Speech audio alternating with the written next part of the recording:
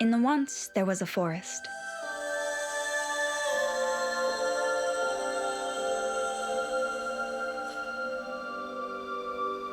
And the forest had trees, for a forest was made by its trees. The trees were what gave the forest its shape, its purpose. It was a plantation of plants. Vines turned wood to branches, collecting them together till they became a mass, a thing, a grand spire that created a canopy of branches and leaves, as well as a shaded space underneath. This served as an almost room, a grand cathedral. Light came in at times, but still shaded, shadowed, till even noon. It was never quite bright, per se, but it was never entirely dark either. It was a mass of a space, small bushes and brambles growing all around, twisted roots and spines. The sculptured assemblies dotted the space, working to grow tall in those few bits where the light poked in, where the flowers could grow and dart through to see the light. For below this was dirt, was life, was many tiny mushrooms growing to eat the old wood, little grasses emerging where they could, heath and hollow, dustings of life, green scum and moss, lichens that would find a spot of wood and stick there through centuries, willing with all their might to grow just an inch. This story primarily deals with the animals, those that walk and slither and fly, those from the lowest to the highest. But let us not, out of respect, forget the plants, the fungus, the molds. For this too is their story, here in the once. This forest was both a new forest and an old one, for both can be true.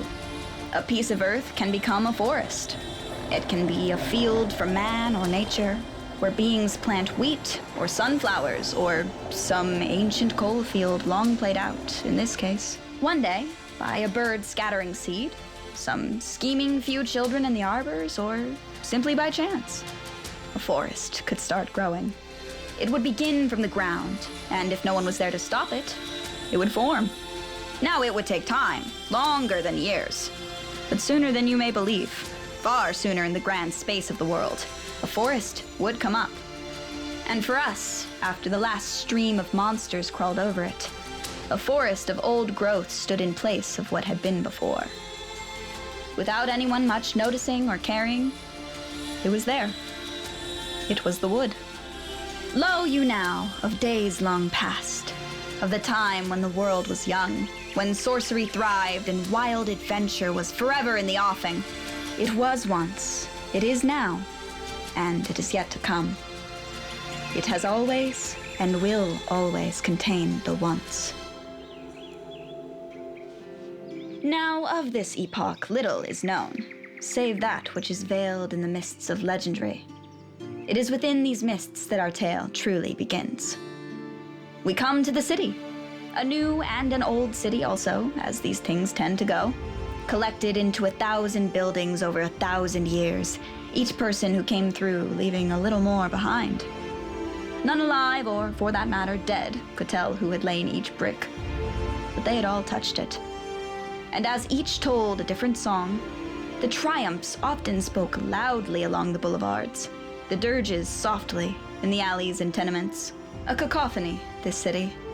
Though local government acts and mayors and rich businessmen had tried for centuries to rein things in, to make it a nice city, a respectable city, they had not entirely succeeded.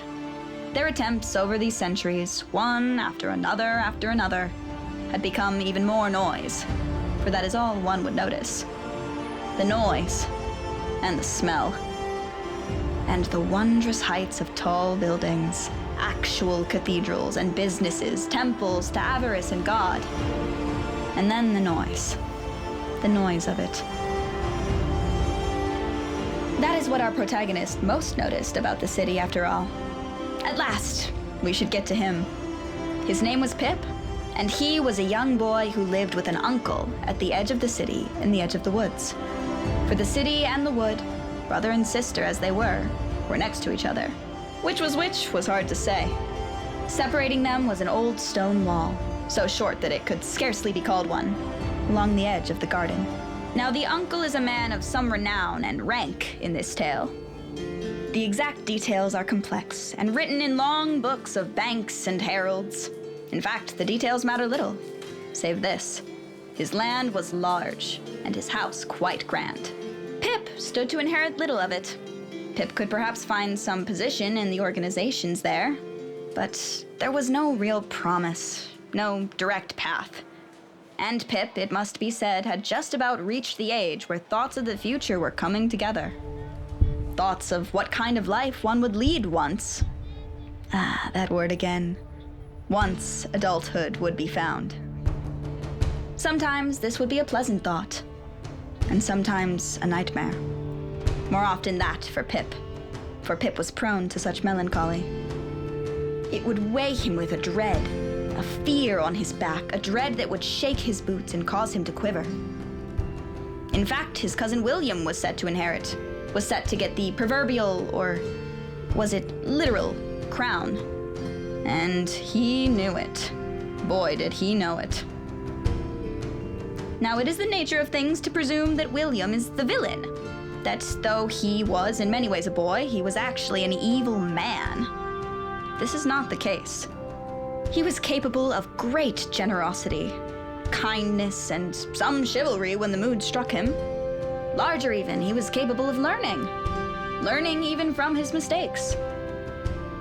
He possessed a great knowledge, not of readings of books and scholars, not of languages, mathematics, not of theology or the sciences.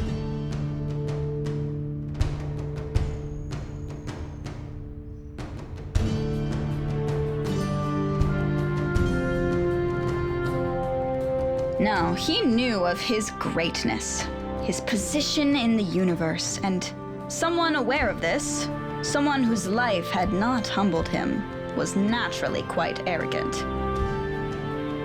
He was tall, handsome, and strong, all things that Pip was not. He was well-born and wealthy. Even though he may not have called it that, he was a god upon earth. For like God he was. Like the Almighty Father, he had a tendency to look at the world as something he could change, something he could make to his liking, the world and all the people of it.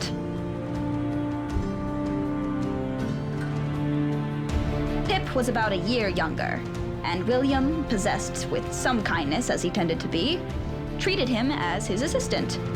Not brother or friend, no, but as his assistant, the squire to his knight. The person who would buttle and fetch for him. However, this job was not rigid, so it did have some of the features of brother and friend anyway. They, after all, were close to his greatness. If he went on adventures, so did Pip. Occasionally, he would ask him to stay home and do some chores instead, but this was comparatively quite rare. Instead, he would take him to town so that he would have company as he drank, gawked, and listened to the sweet songs of the lasses on the street.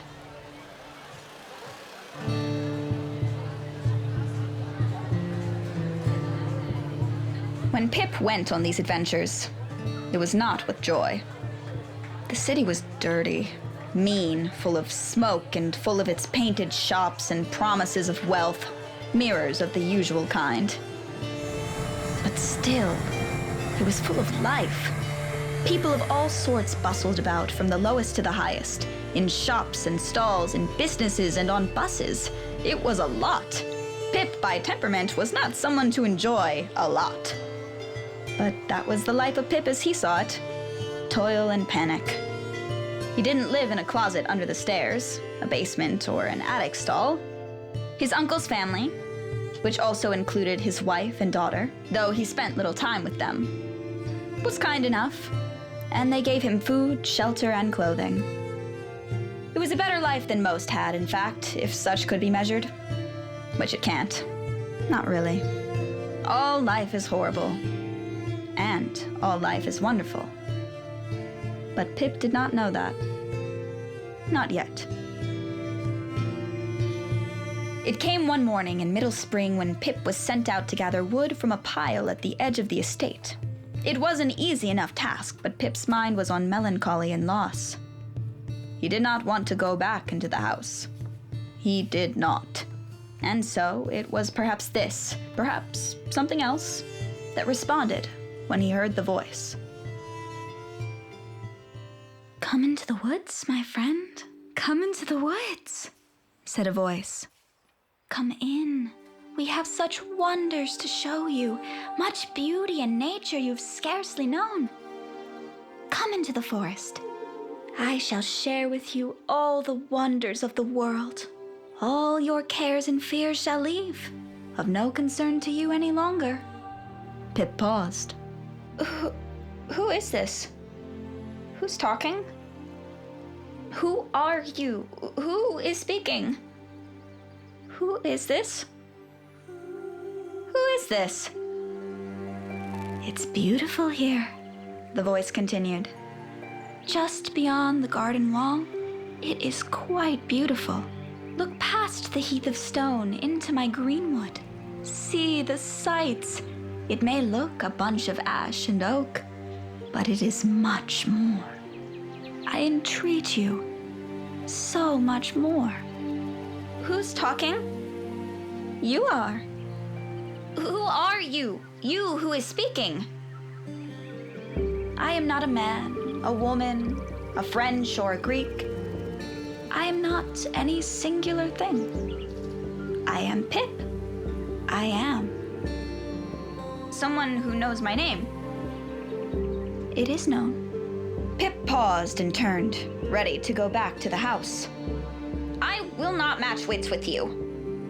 "Good, because I don't want to duel an unarmed opponent." "I'll tell my uncle of your trick. Be warned." "If you wish.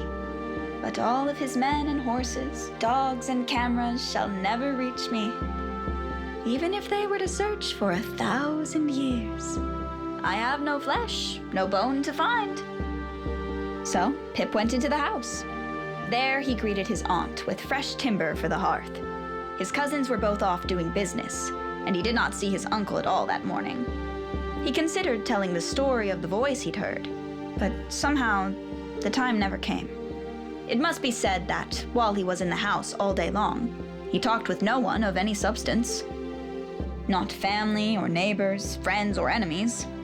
He was silent, though he was surrounded by humanity, thousands within a mile. This was by no means unusual. And even more so when he found himself that night in his bedroom, which had, of course, a window looking onto the forest. He lay in bed, thinking of the morning, till he found himself in the place between reality and dreams, that mystical place where all stories live, but must pick which they happen. Then he heard the wind, and when he heard the wind spoke. "Come into the woods, my friend, into the woods. Come in. We have such wonders to show you, beauty and nature you scarcely know. You'll miss it without us to guide you. Come into the forest so that I may share with you all the wonders of the world. All your cares and fears shall go away. No more of your concern." And then Pip went to sleep. He dreamt of the woods. Watch this story, watch this tale. What he dreamt is not this story, but something far, far different. And the next morning, Pip went out again. This time with no chores in his mind, nothing to distract him. His relatives hardly noticed him at all. He thought he would hear the voice again as he journeyed. He did not. However, he went to the edge of the garden wall anyway.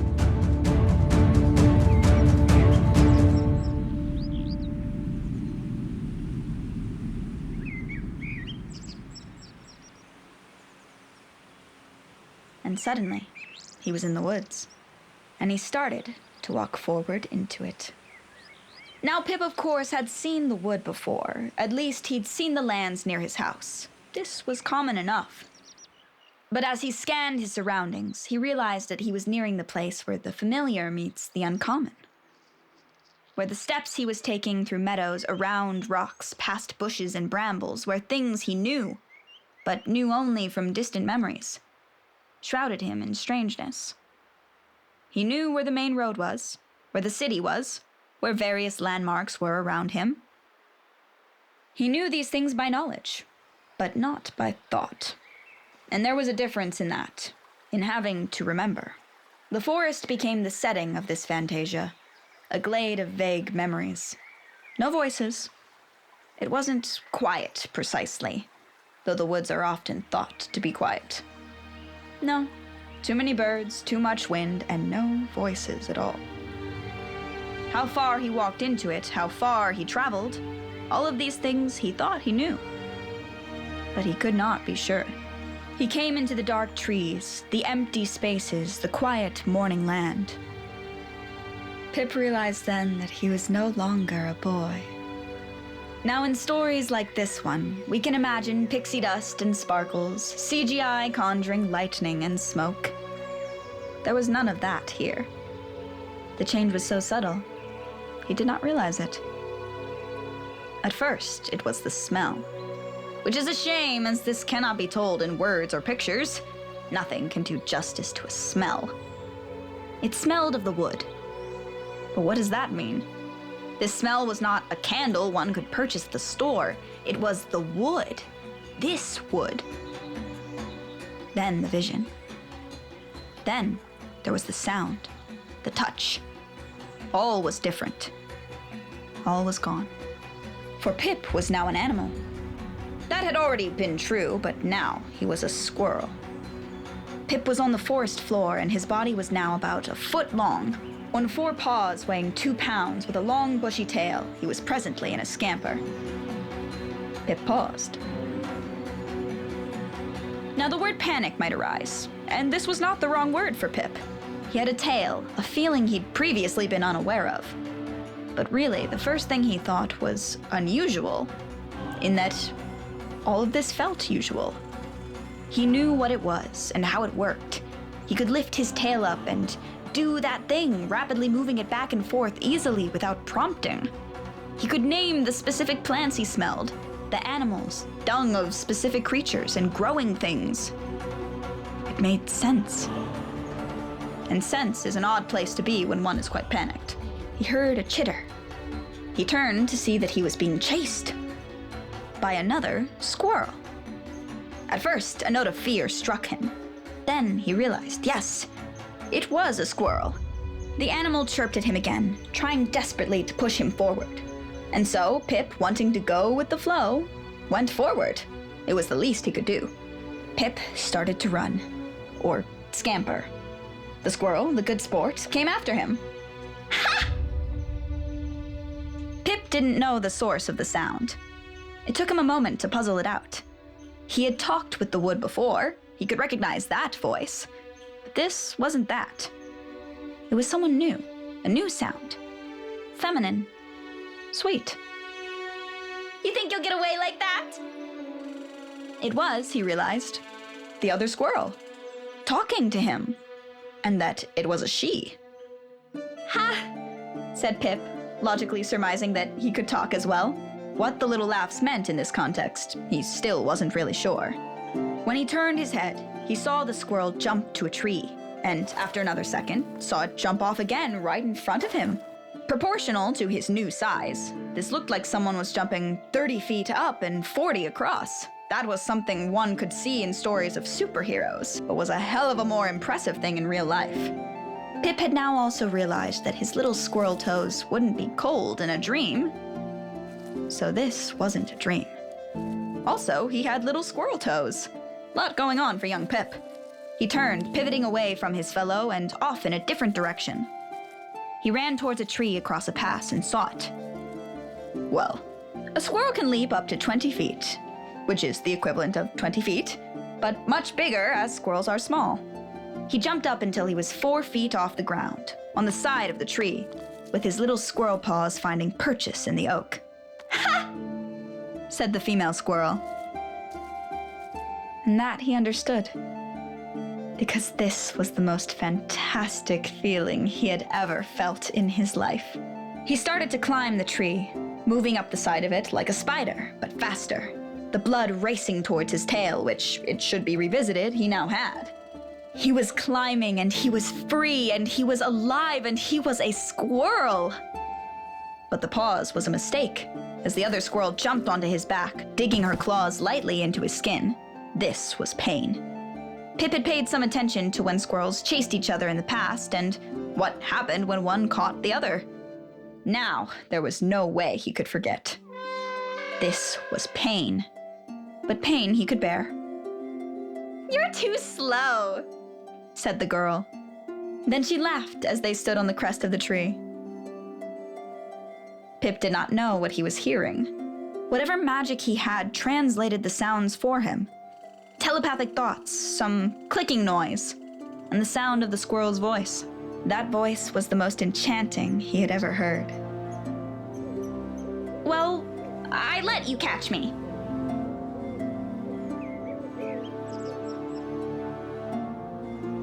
Pip didn't understand it at the time, but thinking back, this moment proved to Pip something very important. Whatever happened to him, there was some part of himself, some deep core, that was still Pip.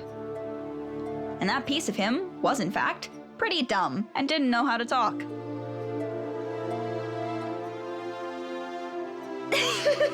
Of course. "Hey, I don't think I've seen you around these trees before. Did you come from the west of the forest?" "Yes." This was a totally honest response. The squirrel nodded, or Pip's knowledge of squirrel mannerisms came to him when appropriate and interpreted it as a nod. This, he thought, was how thinking worked. That too was confusing, but the important part was, the squirrel nodded. "That's so. You have its fur," said the squirrel. "Anyway, welcome. There are nuts aplenty, a good stream to drink from, and trees. Let us go off to live till the foe makes us." And from the crest of the tree, the squirrel jumped into the distance. Pip paused, and Pip paused no more, jumping after her into the distance. And when he did, he was free. He was in the air, and he was alive. That was, till gravity took him, and he fell to the ground in a heap. For a second, Pip thought he'd died. He figured he'd broken every bone in his body, which he would have been surprised to learn was the same number of bones in his human form. But no. He lifted his head to realize. "Careful!" The other squirrels scampered down the tree face first. Now, watching a creature scale a tree is impressive, of course. But Pip had never quite realized what a feat it was to go the other way, to climb down the tree. She nuzzled him for a second. Despite his uncertainty, Pip leapt from his spot, climbed the tree, and then, just a second later, scampered down it face first, his head getting closer to the ground with each new step. But somehow, he was in control. He had the power. Just before he hit the ground, he turned around the tree instead, circling it as he took in the great forest. "You're a silly squirrel," said the other. "Ha! There's an oak about 100 feet away and it's fruiting. Would you want to go with me?" "Do I?" Pip realized that he'd phrased it as a question, but his tone came out as if it were an answer. Acorns were delicious. It was a no-brainer. They raced through the canopy of the forest, the wind in their hair, which again covered their entire bodies. The leaves beneath them, sometimes cold, sometimes warm, the branches bent slightly under their mighty weight. They raced through the canopy, rapid and free. And Pip ran headfirst into the back of an owl. Its furry, tawny body was soft. Owls, he realized, were mainly feathers. But the weight hit him. He fell backwards, almost but not quite, falling off the branch. The owl was asleep. He was safe. Until the owl's head turned towards him. It looked at him, only about a foot away. "Mookie, kids," said the owl, and turned its head. Pip ran off as fast as he could until he saw the other squirrel. "You were lucky," said the squirrel. "Though I suppose sitting on the branch there wasn't too much the monster could do to you, especially in the middle of the day." "What?" "Oh, it can fly, yes, but there are many steps to it. It has to extend its wing and lift off. By the time it's moved a foot, you could be halfway across the tree. Remember the old mantra. For what we are good. For what we are, the best." Pip had never heard that before. They kept moving. He saw below him a deer, a mighty stag with huge antlers. He paused to grasp its majesty, 1,000 times bigger than him. It was majesty of a herald, a massive beast. "Good morning, Mr. Squirrel," said the deer. "I haven't seen you around these parts." "Ha ha! Shucks, but it's a great day for it, ain't it?" "Yes." "What a pleasant morning to be a morning! How just darn swell it is to be alive!" And the illusion was somehow shattered. "Mookie kids, some of us are trying to sleep." Pip, the squirrel, turned his head. The girl squirrel came up to them. Sorry to bother you, Mr. Deer, but we're on the way somewhere. "Sure, glad to meet ya." "I sure do love new faces in the forest." "Let's go." And they turned. "Singing sounds about the grass, 'cause it's green and tasty. Do-do-do-do-do-do-do-do-do." "He's sort of like that," said the other squirrel. "But he's the lord of the forest and all."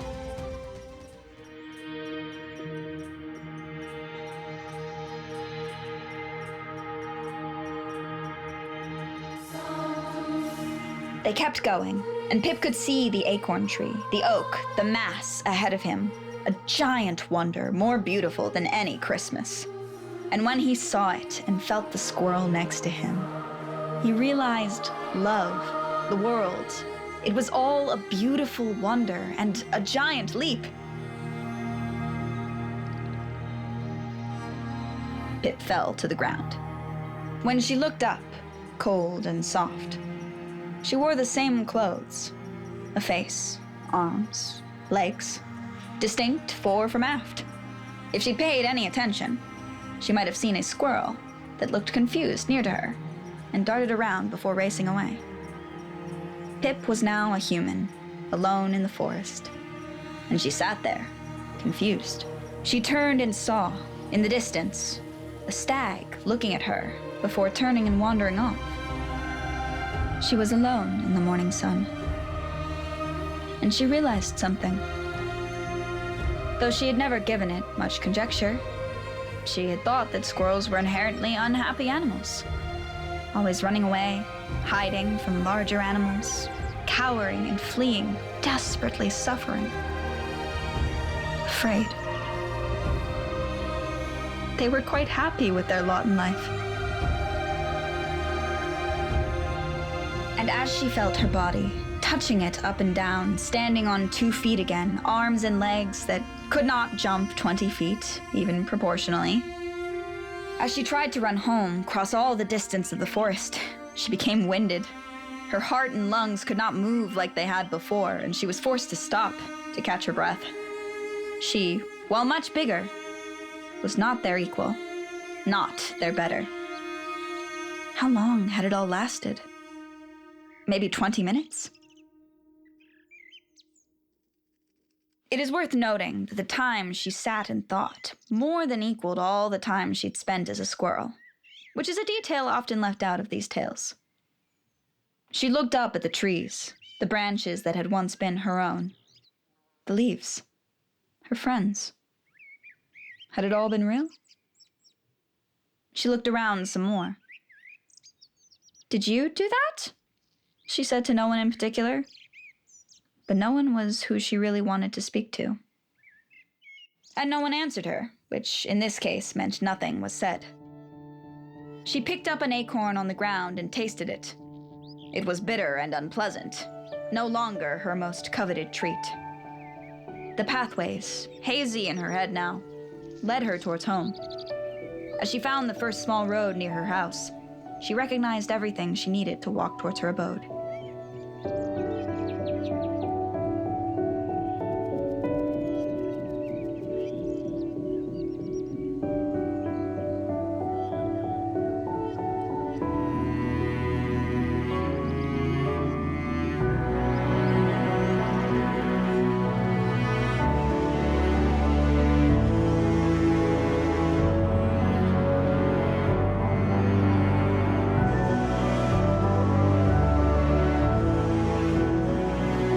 Over the next few days, Pip wanted to tell people about what had happened, wanted to express what had happened to her. There are those that you may think of who would want to do so. Parents, counselors, friends. But she realized she had none of that, which set a melancholy over her when she comprehended it. Many people over the years have offered a definition of what a friend is. Someone you depend on, love, who can help you bury a body. A valid one was someone you can tell of a mystical experience in a forest where you turned into an animal without worrying about them believing you. And of course, telling that to oneself is also difficult. Had she changed? Was it some psychotic break in her consciousness? For the next several days, Pip spent her time in her room. There was the window looking over the forest. On the third day, she shuttered it. She found books. There were stories easily found of people who had changing experiences such as hers. However, these stories were but words on the page and images in her mind. Ways to relive it. Through this, it became easy enough to simply turn off light and do so in the dark, without the books. She waited for the voice of whatever spirit had done it. The books contained stories about ghosts and fairies, but she didn't know if that was what was out there, or if it was some poor half-description. However, waiting in a dark room for something to happen is a poor way to get things done. Pip knew a course of action she could take to see outside, but she was too scared. Life, as it is observed, finds a way. And one morning, a few weeks after her adventure, life bestowed upon her a new quest. Pip, Her aunt said one morning. can you help me get some groceries? I can't carry them home by myself. And Pip nodded at the command and went forth to do so. The market was in the city, and her aunt had a vast list. It was full of hustle and bustle. They went to 2 bakers, for one was not enough, and a grocer, and took them to a monger of fish. This man had multiple dead haddock and roe lined up for sale. Pip stood, looking upon the animals that had once been alive, base as they may be, with revulsion, seeing them frozen in block. The fishmonger chatted noisily and happily. Oh, it's good salmon. Why, yes, I have a swordfish. Just fought myself in a duel.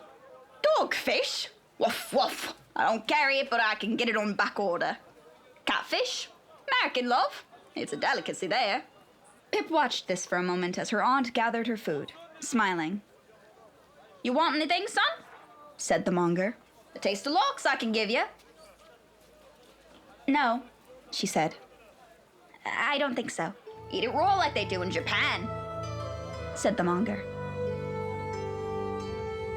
At last, her aunt gave her a pack and bade her walk home. Let us go this way.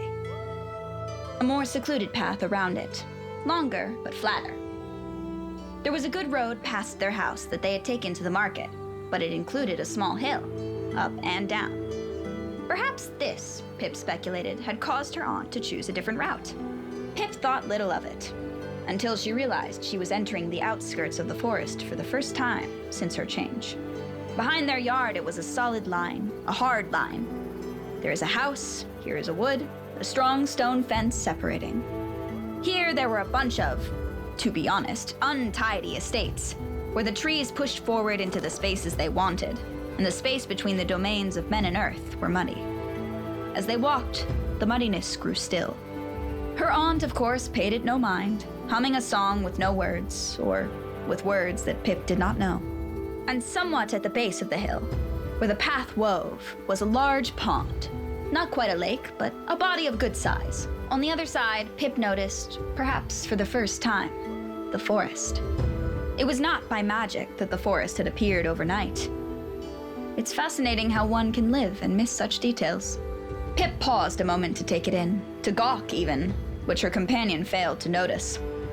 Her aunt was perhaps like the forest, something one saw and forgot was there just as quickly.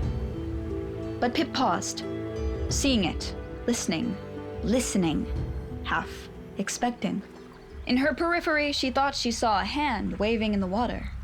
Yet when Pip paused to look down, she saw nothing. Nothing at all. This caused her to look down further, to look down into the water, and she saw on the floor of the water that there was something silver. A coin.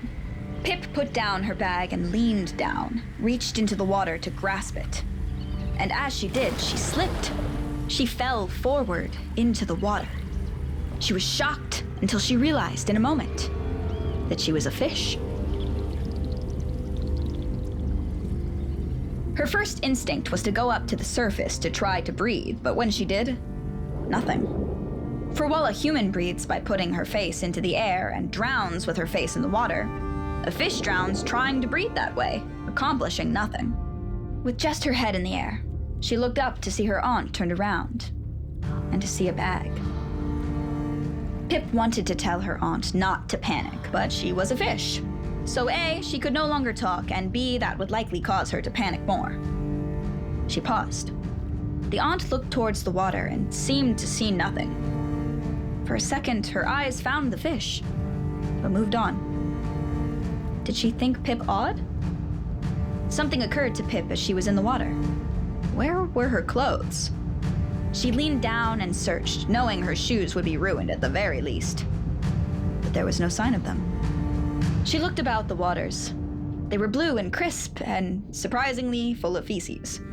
Plants and little animals, rocks and dirty things that she realized inside of her that were literally poop. At least some of it was. And the shrimp and little crabs were making a meal of it. Also scum, dead leaves, and other debris. But they seemed to be enjoying it all. Pip realized then that her meal was these self-same shrimp, in a circle of, as they say, life. This was really strange. A human, for example, can feel themselves breathing, can control it. A fish, she discovered, could not. Her gills moved a touch, whether she wished it or not. She was in fresh water, which meant on some level she had to swim constantly, or sink. That too was odd. So much was happening out of her control.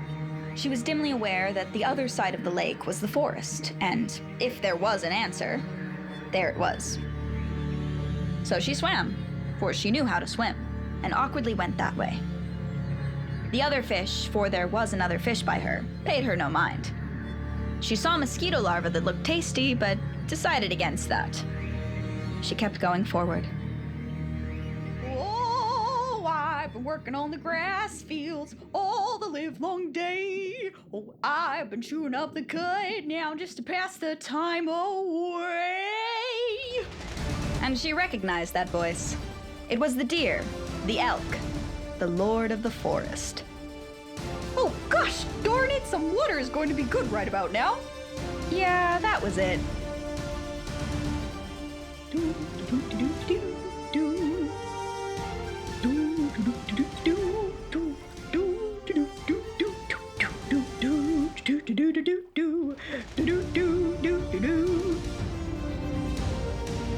She saw its head come into the water and happily, lazily drink it in, not considering the various particles of debris that it was consuming along with it. Huh. For a minute, it did so, enjoying the water, and she looked up to see its eyes. Then the elk smiled at her. It got up for a breath, and a thought came to her. Pip swam to the surface to see if she could talk to it. "Hello," Pip said. Why, hello, Mrs. Fish, said the deer. I hope you're doing well today, and I hope your corner of the pond is swimming. Kinda, said the fish. Do you remember me? Should I? Said the elk. I apologize, there are a lot of fish in the sea. Wait a second, this is a lake, sorry. It's quite all right. Now that you mention it, you do sound like a hedgehog I saw the other day. No, I wasn't a hedgehog. Good, because that would be silly, he interrupted. Pip paused. Somehow she was genuinely fond of the creature, but that was their only connection. She wasn't sure it could offer much help. If, however, I can be of any help, know that I am the Lord of the Forest and want to help my friends. Even the ones I just made. Help you are, said a new voice. Lord of the Forest, that one. Pip turned and saw, on a branch, the owl. I recognize you, fish. I can see it. Oh, I can see it, said the owl. You can, said Pip. Will you help me? No, said the owl and flew away. But wanted to tell you. Pip sighed.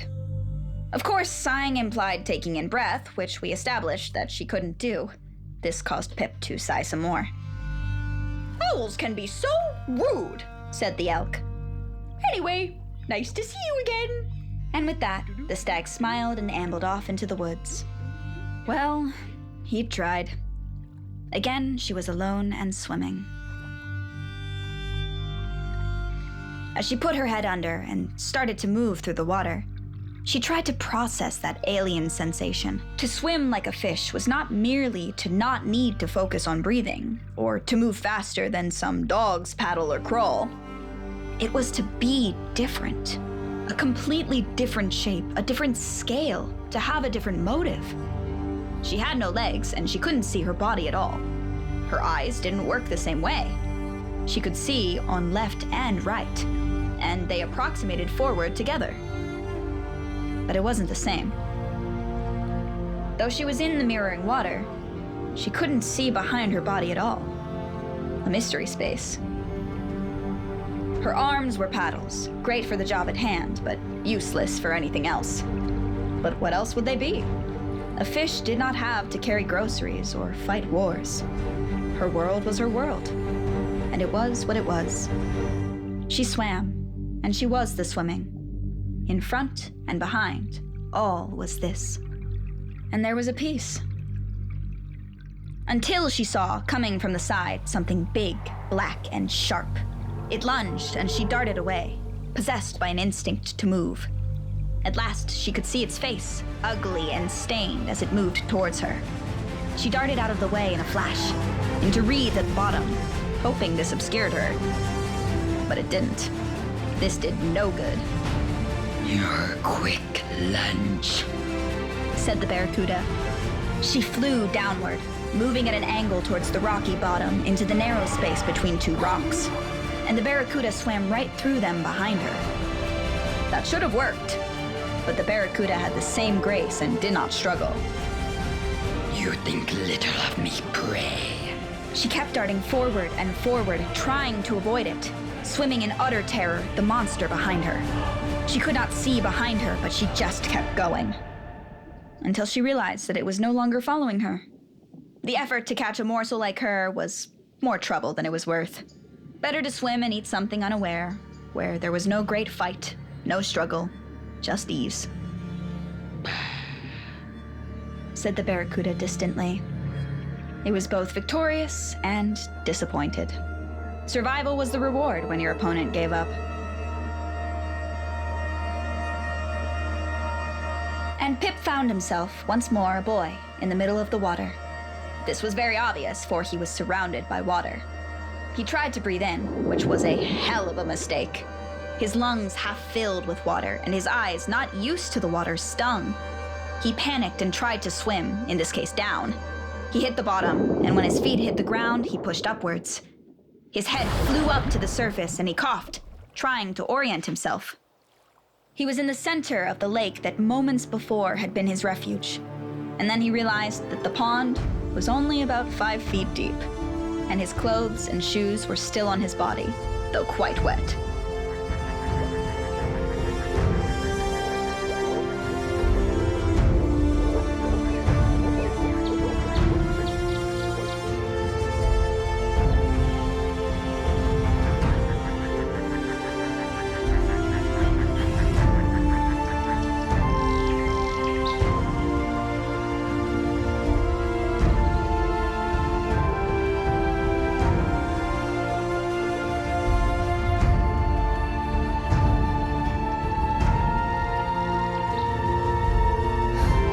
It took Pip a few minutes to find his way to the shore, half swimming and half walking across.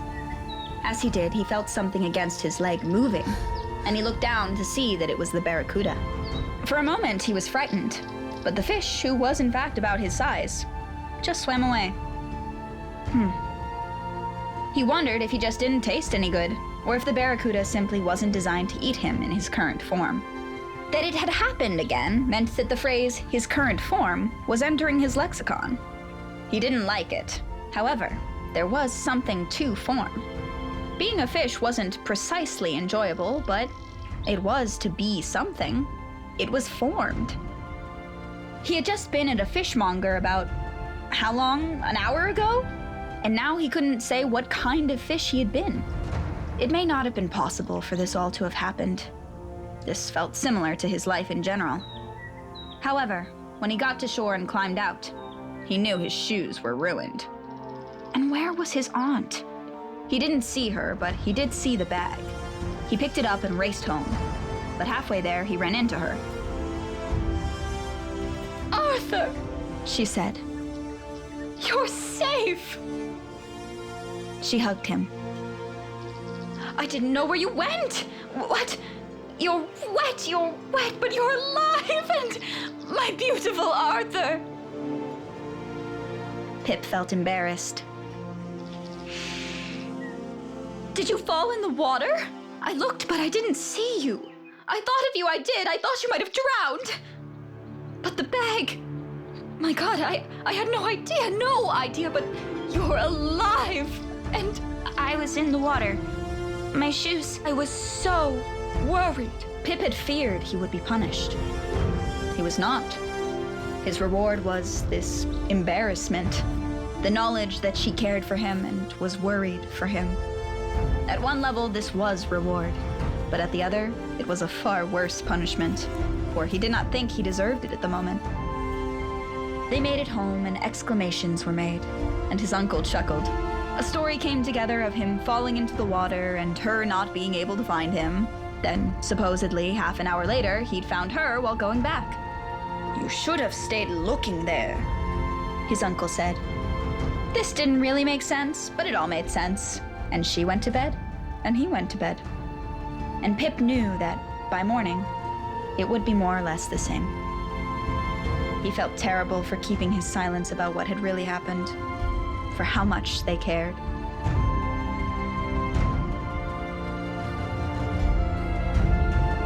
The next morning, after uneasy dreams, Pip woke to discover he had been turned into a monstrous vermin. But crucially, he was not turned to a giant vermin. He was small, though it's hard to gauge size when one is so tiny that he feels like nothing buried under blankets. At first, he thought he had just awoken in the dark of night, but it turned out he'd realized that his blanket was just above him, covering his body by 1,000 score or more.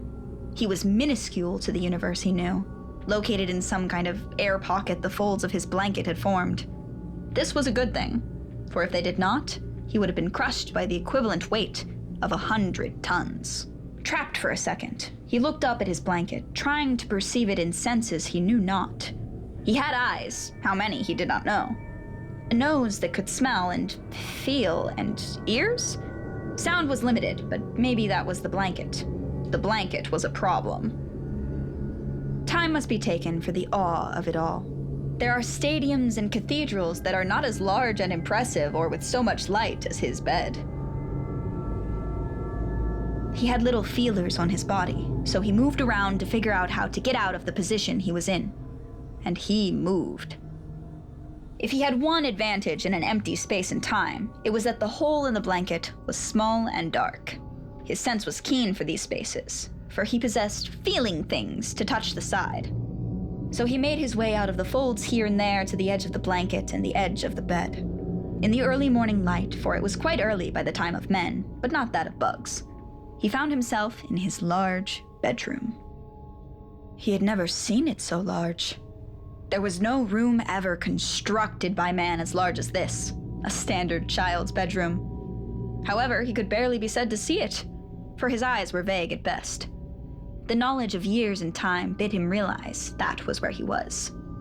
He knew, or thought he knew, the source of his problem. Something in the forest. If an answer was to be determined, it was there. In proportion to his body, the distance to the forest was about 10 miles away. Pip did not know this, but he could have supposed it. However, he was not in immediate trouble and discovered the secret of the bug. Thanks to surface tension, he could walk on walls or on the side of his bed, towards the vague thing he thought to be a window, hoping there was a space small enough for him to squeeze through. This took some time, but he did find such a space, a small crack at the side of the awning. With that, he made a quick journey to the outside of the house along the stucco walls. Stucco felt weird. Even though it was starting to become dawn, the world was still dark. Whatever eyes he possessed let in little light, and while other senses could determine things better, this was little to him. There are a million things that will eat a bug, he remembered from his journey to the water. But now, there were none present, none along the house walls of the dawn.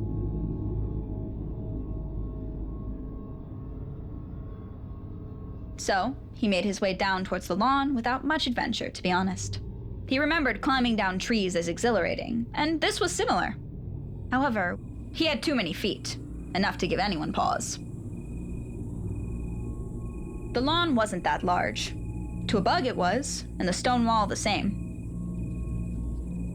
He sensed some insects, snails, brambles, worms, pills, but they seemed to have no interest in his misadventure. And so he found himself crawling in the forest. "Okay, creature," said the bug. "You have had your fun." The woods again answered not. Or did they? For a second later, as it gathered its senses, the bug heard a voice. It turned. Greetings, fellow ant, Said a voice. What are you doing here? You were loved. I was trying to find something, Search, fellow ant. You are loved. said the creature. Or join us, for we have a trail to food and we shall feast, for you are loved. He realized, though, as his senses coalesced, that he could vaguely process the being next to him as an ant. It was hard, as his eyes were not designed for that process, and Pip realized, by process, that he was an ant as well. He realized there were hundreds of them. One of the others, it was impossible to tell which, spoke. Wow, we have made a friend. You are loved. Come with us as we have heard tale of fruit. You are loved. Pip realized they were going somewhere, following a fruit of some kind. So they walked into the forest. He expected a song, but instead, there was an occasional comment. A rock. You are loved. Let us move to the left to avoid this stick. You are loved. Let us go underneath. You are loved.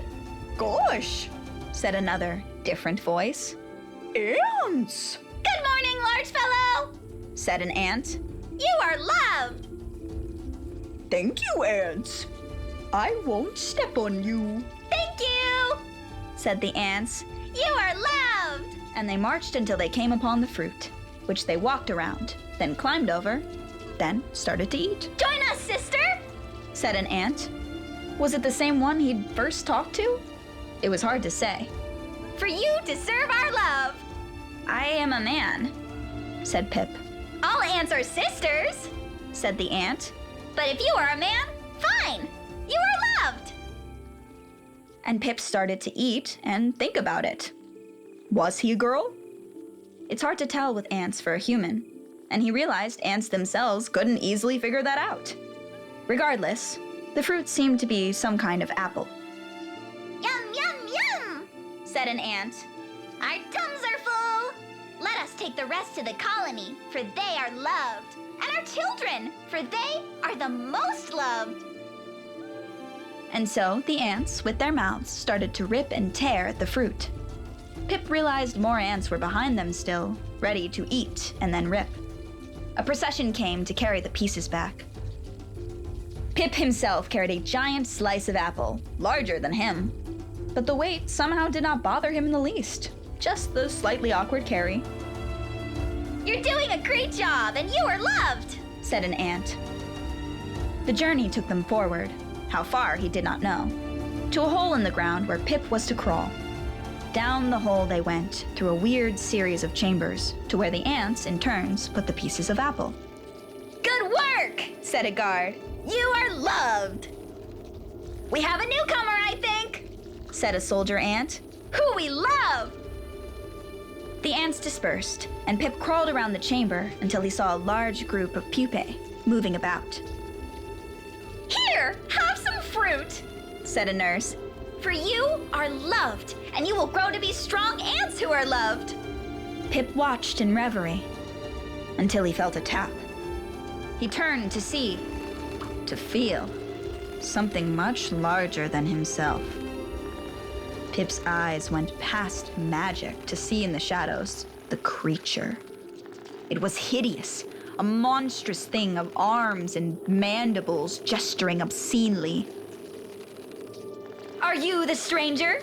I am the queen of the ants in this colony. Yes, said Pip. You are loved. Yes, we are but small creatures, and we are all searching in the darkness, said the queen. All we have is the path, and knowing that we are loved. That is what we have. You are loved. Thank you, said Pip. For your hospitality. You are welcome to stay with us, said the queen. It is but a humble colony, but we can offer you love.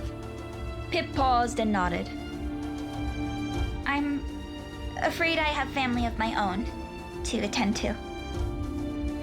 That is the case. Go and tell them that they are loved. Thank you, said Pip. You are loved. And Pip wandered up the chamber wall and out the door to the surface.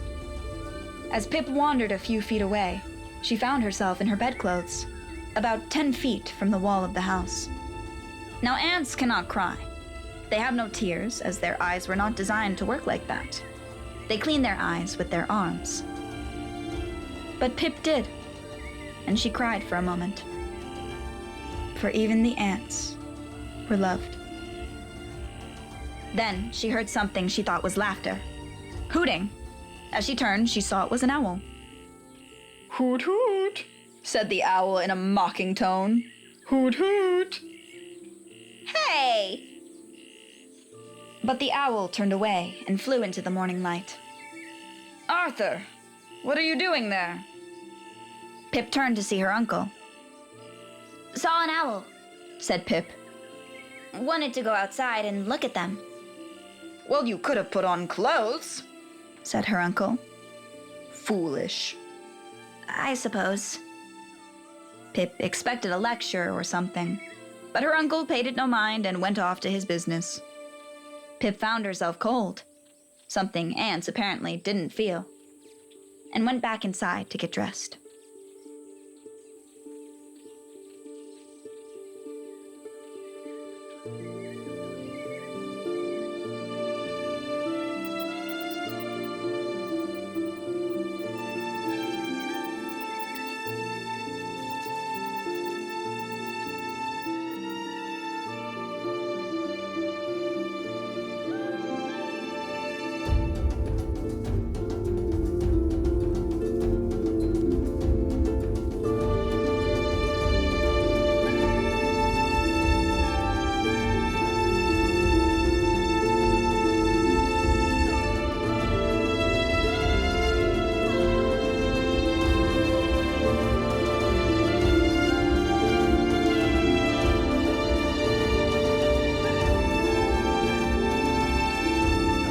Went on with her life, endeavoring to spend more time with her family and their life there, content that if the magic would find her again, it would be easy enough. Still, the question. There were stories, of course, of people changing into animals, werewolves, and others, but that didn't explain it to her. She had missed her chance to parley with it. No longer fearful, Pip went on many walks in the woods. She found it a pleasant place to contemplate the shadows and the light. The only oddity was the occasional hooting of an owl. It would have sounded ominous if it had dark music behind it. But it did not, so it did not. Oh well. Time passed, and the funny thing about time is that a second, a week, a month, a year can affect us in many different ways. You may think that what happened to Pip after a month would be one thing, but it was maddeningly distinct. So when I say it was 2 weeks or 16 days, what does that difference tell you? But 16 days later, Pip found herself in a group of children about 20 strong, as they often gathered. This made perfect sense in the logic of children. To Pip, it did not entirely, but she went with it as well she could. They were in the woods, but on the slightly more civilized side of it, along a path that was actually quite wide, likely a road at some point to somewhere that was not important enough to pave or continue on to.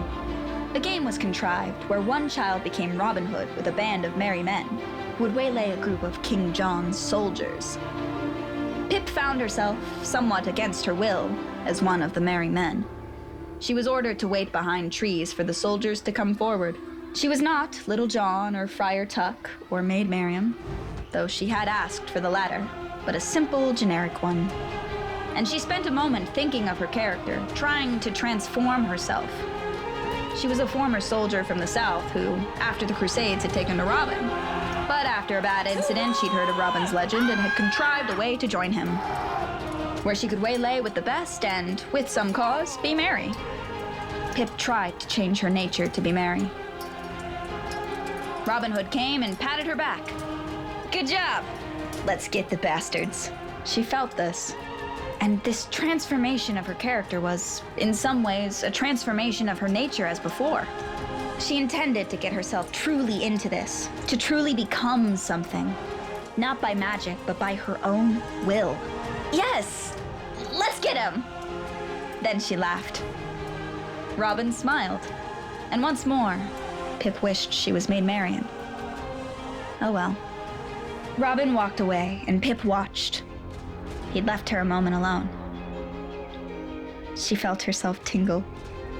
It was the first time her transformation had truly become a sensation, but it was a noticeable one. She wondered if she simply hadn't felt it before, or if she simply didn't remember. And now he found himself a bird, a jay of sorts on the ground. Pip paused and flapped his wings, flying up without much consideration to a small branch. One would think flying would be a big, momentous thing, but Pip's first flight was unconscious. Pip considered. Fear was not quite present anymore, and without fear to cloud his mind, Pip thought clearly. What would happen to the game? Then he saw, on another branch, the owl, smiling. "Are you behind this?" he said without preamble or pleasantries. "No," said the owl. "I am not behind this. It's not my job in life to help humans in their path to inner discovery. Be glad that you're a little too big a bird for me to hunt. 1-2 less pounds, and you would be my lunch. That's rude." "Yes, but it's the truth. Truth is wisdom. And I, as an owl, am known to be wise. Do you know of this, then?" "Yes." "But you're not going to tell me?" And the owl laughed. A wise laugh, but a subtly cruel one. "I am going to tell you the fundamental lesson of all this. Fly with me." And the owl took off into the midday light of the sun. Pip followed. Pip had raced through the trees, climbed through tunnels, and swam with the fish. And of all of these, flying was perhaps the least impressive of them in the end. It had a view, but a bird, maybe 50 feet up, only gets so much. But something was something. "Look down." And Pip did, to see the top of the forest trees, the giant lush wood we have described, dotted with roads, meadows, an occasional house, a hill. "What do you see?" said the owl. "The world," said Pip, thinking it deep. The owl turned slightly and flew further towards the city, the town, the world of men. "Are we in danger?" said Pip. Funny a human would say that, but no. They really don't care. Pip paused, seeing groups of humans. So much destruction in the macro, so little care in the micro. And what do you see? He saw tall buildings, roads, and roofs that from the top were not that impressive. The world? This still sounded deep. Said the owl. Pip thought they were flying to someplace in particular, but instead the owl simply turned around and flew back to the forest, landing on a branch. So, what are you going to tell me? Said Pip. What was the point? Pip heard a voice. I had a friend for a moment, Said the female squirrel. I'm your friend, Said the elk. I'm everyone's friend. Yes, she said. I will confess, I thought of him perhaps as a mate. But such is the nature of the forest. Perhaps the owl got to him. Pip saw that the squirrel was now maybe 5 feet from the owl. The owl turned and smiled as if contemplating.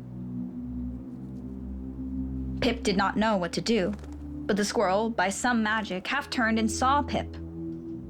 Hello, Said the squirrel, are you new? but by the act of turning her head, she also saw the owl. She ran off, jumping on the elk's back. Sorry, Said the female squirrel. Can't be helped. It is our nature. The squirrel looked at Pip. it's nice to see you. Pip smiled sadly, but turned. He was seeking the aid of the owl and did not want to anger it, but he had seen the owl smile. That elk. It's just mind-boggling how dumb he is. I've often wondered how nature would create something with so little brains. He's good, said Pip. And you're a kid, said the owl. I can see that. My magic isn't spells or ley lines. It just tells me that you're a kid, and I can see that. I know the truth of that. So what's happening to me? Said Pip. You're a child, said the owl. And that sounds glib, but you're living like children do. Now, go off and play games with your friends. Me telling you this is not going to transform you back, by the way. And the owl flew off. Who goes there in the king's wood? And Pip saw the soldiers below him as he perched on a high tree branch. He looked around, saw a pine cone, and picked it. A group of merry men came around, took it, and threw it at the lead guard's head. It hit somewhat hard, Ow! said the guard. How did you get up there? I didn't think you could climb that.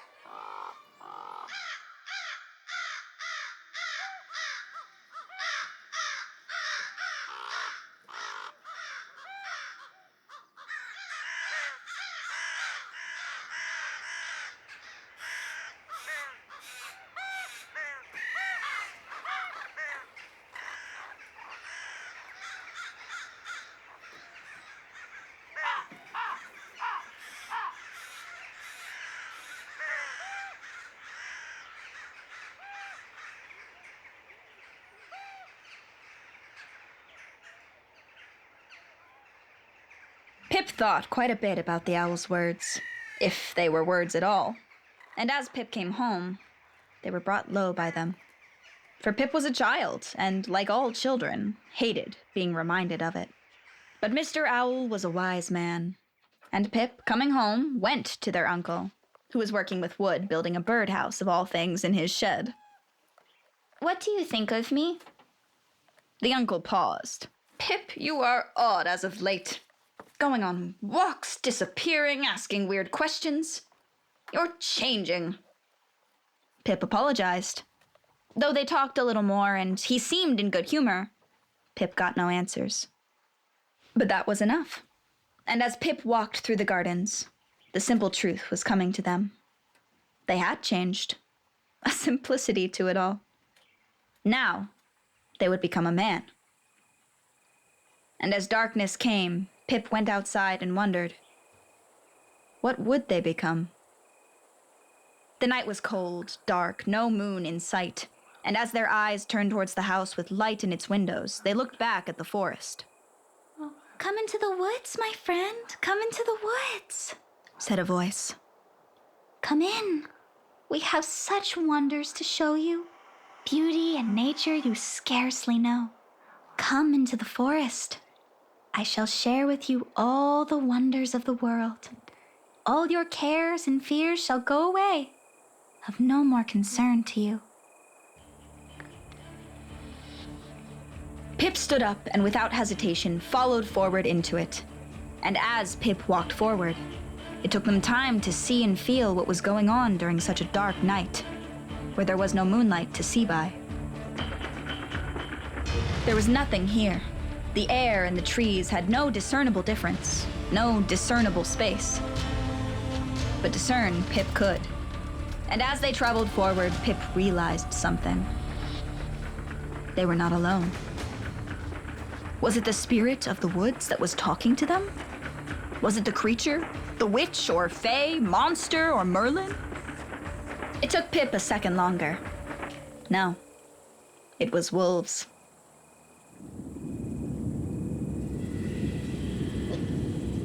The pack surrounded them. How many there were was hard to say, and to wolves, this number was of no consequence. They were wolves. They hunted the forest, and that was enough. Yo, bro, what you doing here? Said a voice in the pack. Enjoying the night, replied Pip, now, of course, one of them, trying to be neutral. Enjoying the night? That's dumb, bro, said the wolf. Real beta stuff. Enjoying smelling the flowers. I don't know lavender from bullshit except your bullshit now. Pip didn't quite know how to respond. We are the Alpha and the Omega, said the wolf. The beginning and the end. I am the Alpha of this pack, and I am half tempted to rip you to shreds. Well, that would be... You're weak, bro, said the Alpha. You're not fit to join us. But I am curious, man. Curious if you can swing with us. Watching you die out there running and catching your breath like a woman, now that is some hilarious shit. The Alpha looked at the other wolves as they went to formation. Come, or get eaten yourself. Pip found their spot among them. What's your name, dog? Said the wolf. Pip? What's your real non-bullshit name? Arthur. That's so hard? Said the wolf. I got a nose for bullshit, as I said. I can tell that pussy-ass shit from a mile away. I'm guessing you're not from around here. Escaped? Ah, well, this is my wood. Yeah. I've got a pack full of followers. Beta cucks. Nice and all. Some of them I've known forever, so I can't get rid of them. And besides, it's nice to have someone to kiss your ass. But sometimes, bro, you want real friends. Real members of the pack. And I'm curious if that's you.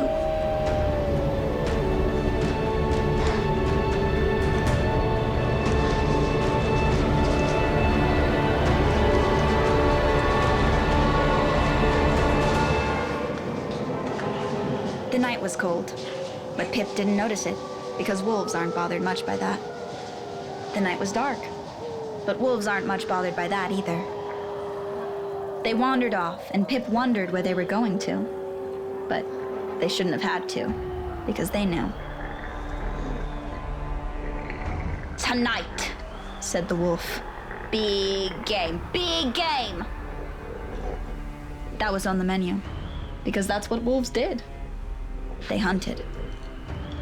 It took time to hunt, and it felt exhilarating, strange, powerful, and all other good things. Wolves live for this. And Pip found they could run, they could do it all while feeling the slobber in their teeth. They felt, good, bro, said the wolf.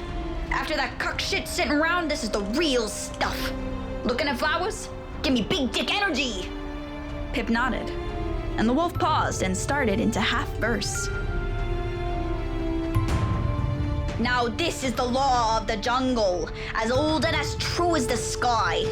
And the wolf that shall keep it may prosper, but the wolf that shall break it must die. As the creeper that girdles the tree trunk, the law runneth forward and back. For the strength of the pack is the wolf, and the strength of the wolf is the pack. Wash daily from nose tip to tail tip, drink deeply but never too deep. And remember, the night is for hunting, and forget not, the day is for sleep. The jackal may follow the tiger, but cub, when thy whiskers are grown, remember the wolf is a hunter. Go forth and get food of thine own.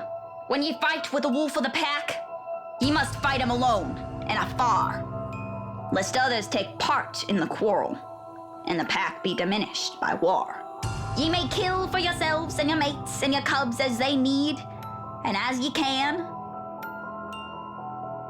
If ye kill before midnight, be silent.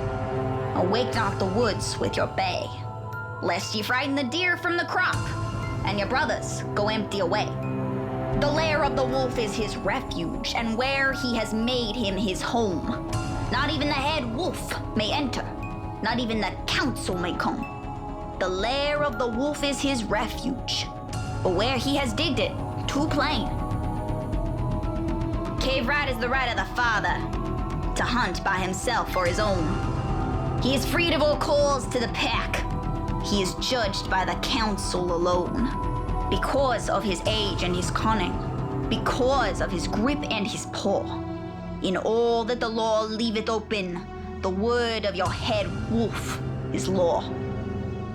Now these are the laws of the jungle, and many and mighty are they. But the head of the wolf, of the law and the hunch and the hump is obey.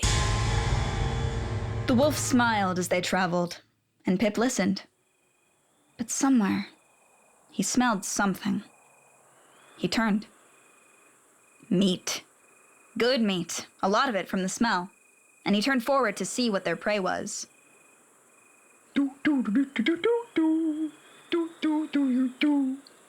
Said the elk.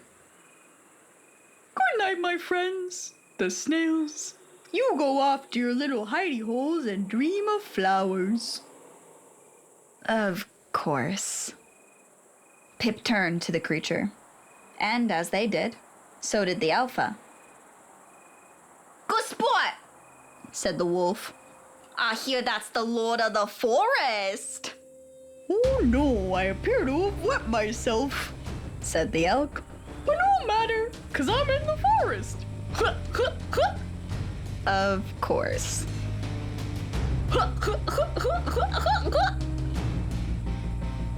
Of course. Perfect first catch. Now let me show him the real alpha of the woods, the real master. Pip heard a hooting noise, a laugh from behind him. Well, child, you're getting it, said the owl. An owl eats squirrels, a jay eats worms. He's not. Just then, the alpha wolf jumped up with surprising dexterity and grasped the owl in its maw. And chewed. Within a second, it had killed him and spit him out. Annoying pussy, Said the alpha wolf with blood on his mouth. Shame it's mostly feathers and bone, though. Let's get some real meat. I thought I heard something, Said the deer and paused. Be quiet a minute, Said the wolf, trying to find stealth. Must be nothing. And Pip watched him. Watched the woods, watched the limping body of the dead owl, watched the gentle beast in front of him.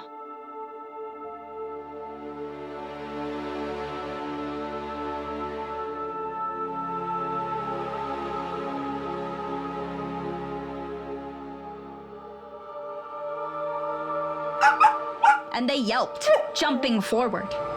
It was a pathetic noise, really, and Pip could hear beyond the magic for what it really was, a pathetic and sad little cry of something pretending to be a wolf. The elk was startled. Pip watched as the creature ran away into the night brush.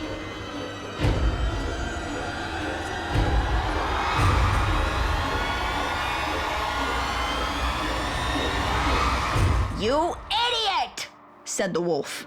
You chode! You let it go, bro. That's good eating and good cred, bro, to all the chicks. How else you gonna establish your dominance, look, man, for coming out here? That's weak as beta cock shit. You're never gonna mate. You're never gonna amount to anything. That's why I am alpha of this pack, bro. That's why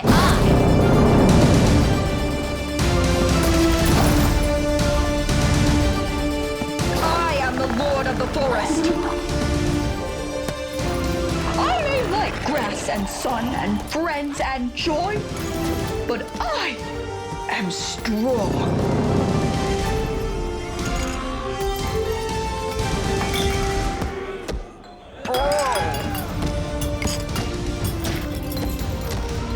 I am strong. I was just playing. I am the lord of the forest. Bro, you're the lord of the forest, okay, bro? You made your point. You're the lord of the forest. The other wolves turned and left. The deer looked at Pip, and for a second, they thought it recognized them. But perhaps the great tragedy of this story was that it did not.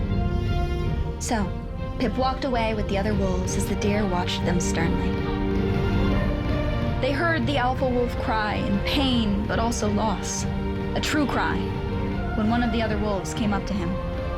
Don't mind him, he's harmless, said the wolf.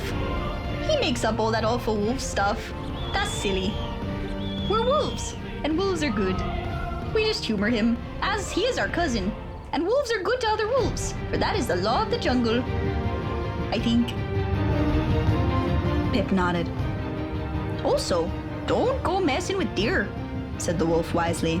They do that. Freaking moose. Pip nodded, and after a quarter-mile walk, some instinct caused them to stop and watch the others go. They stayed there for a second and listened to the forest. Really listened. To the birds, the wind, the grass, the insects, the leaves. I told you there was wonder, said the forest. If you came into the woods. The voice, in the end, wasn't a ghost or monster or man. The voice, Pip realized, was the forest itself, talking over the wind. And Pip, now human, laid down and felt the forest surround them, covering their senses. They smelled life itself in the trees, the fungus, the molds. But they were part of the story too. And as they did, eventually, by and by, the dawn started to shine in, filling the woods with half-remembered, half-dreamt light that felt magical. All your cares and worries will go away. Pip got up and made their way forward, smiling, considering it all. There was a loud snap as a bear trap on the ground grabbed their leg, going through their flesh in a sudden jolt of pain. They were frozen in shock as they felt its razor-sharp blades go nearly to the bone. They yelped, and they knew they needed to get free without tearing off their leg or bleeding out or worse. How to... Was there some kind of trick? Trick, said the owl. The owl was dead. Pip knew that. They turned to see something. Anything, but there was nothing. A trick, said the owl. Know and see, for that is truth. And Pip looked down and saw a button, a lever towards its edge, doubtless to free them for a hunter. Pip felt their body quake as they looked at the blood flowing and felt the shock entering. Don't thrash about like an animal, said the barracuda. Master your surroundings. Now that was impossible, but it stilled them. Pip reached towards it, but the angle was awkward and difficult, and Pip felt lost for a second, lost in desperation. If they had gone a different way, this would be easy. But they had come into the trap backwards. For what we are good, said the squirrel. For what we are, the best. Pip paused. They reached forward, but their fingers couldn't reach. Pip cried in despair. They were locked in. Your sword is in the stone, King Arthur, said the owl. You are loved, Said the ants. even in the darkness. You are loved. Yo, bro, you can do this, Said the alpha dog. you got this, bro. For he was there too. Pip reached forward.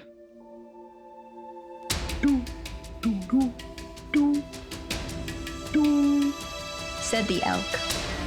And Pip realized they were saying, do. Their fingers crossed over the lever, and suddenly its strength wasn't there. The trap wasn't locked.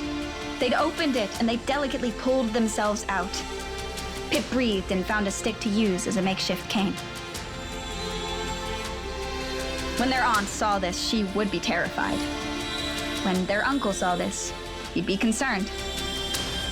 But that was part of life, wasn't it? And they were loved. This would be dealt with and listened to and learned, for all this had, in a way, been a foolish jaunt. In some ways, something else. The shock left Pip, and they felt incredible pain. But what could be done, other than heal? And so Pip left, leaving the forest behind. The city was out there, and somewhere, out there was the world. And it was bigger than the ancient city, the ancient forest, but it also was the city and the forest, for it was the world entire. And they had a life to lead in it, beyond the mists behind them. Where they went, where they go, it is all a tale for some other time. But once, they were in a forest, and the forest wasn't them.